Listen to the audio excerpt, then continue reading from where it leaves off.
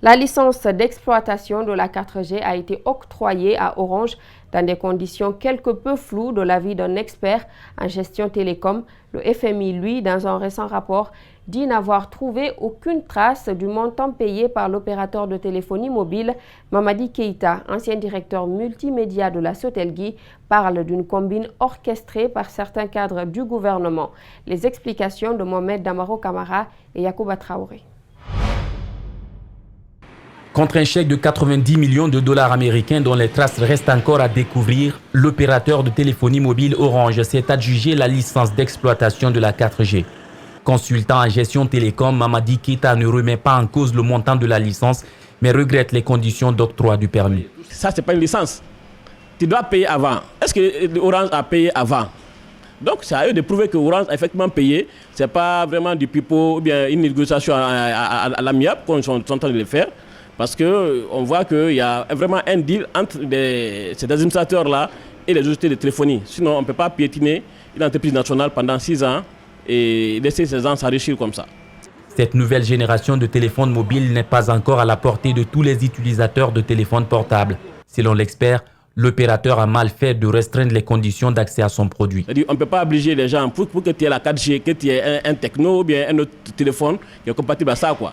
Pourtant, il y a la DG, il y a tous les équipements qui sont homologués en Guinée, ils devraient tenir compte pour dire que ouais, ces appareils-là sont homologués en Guinée, on a autorisé d'importation de ça, c'est ce que les citoyens guinéens ont.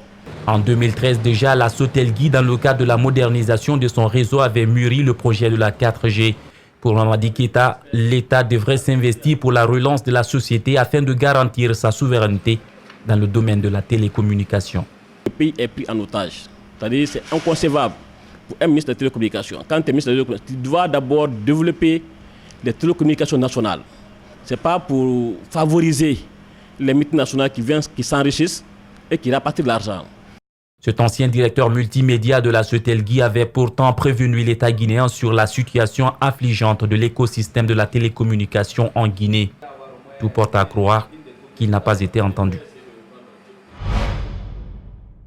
La grève des huissiers de justice est suivie et sur toute l'étendue du territoire national. C'est en tout cas ce que nous apprend le président de la Chambre nationale des huissiers de justice de Guinée. Il y a de cela quelques semaines que cette branche du système judiciaire a soumis des points de revendication au ministère de la Justice de la signature d'un statut. Abdourahmane Ba et Alseni Kamara. Ils revendiquent des droits qui leur sont indispensables dans l'exercice de leurs fonctions. 6 points de revendication, dont le principal est la signature du statut particulier, sans lequel le métier d'huissier est livré à lui-même. Tous les autres corps, quand vous prenez les magistrats, vous avez un statut particulier. Quand vous prenez les avocats, ils ont un statut. Quand vous prenez les notaires, ils ont un statut. Les greffiers, ils en ont. Les huissiers n'en ont pas. Alors que nous sommes un maillon incontournable de la justice. Nous sommes à la porte d'accès, à la porte d'entrée et de sortie de la justice. Il n'est pas compréhensible que les huissiers soient respectés partout ailleurs, mais en Guinée, chez nous, nous ne comprenons pas l'attitude de nos autorités. Ces revendications sont déjà à la connaissance du président de la République. Mais jusqu'ici, aucune suite favorable. Je crois que la balle est du camp présidentiel. C'est la signature de monsieur le président de la République qui attend. Pourtant, ces huissiers ne sont pas des fonctionnaires. Ils ne réclament aucune valorisation salariale. Ils demandent juste à ne pas être brimés dans leurs droits. Nous avons demandé que désormais, que toute interpellation ou arrestation d'un huissier de justice passe par une procédure régulière.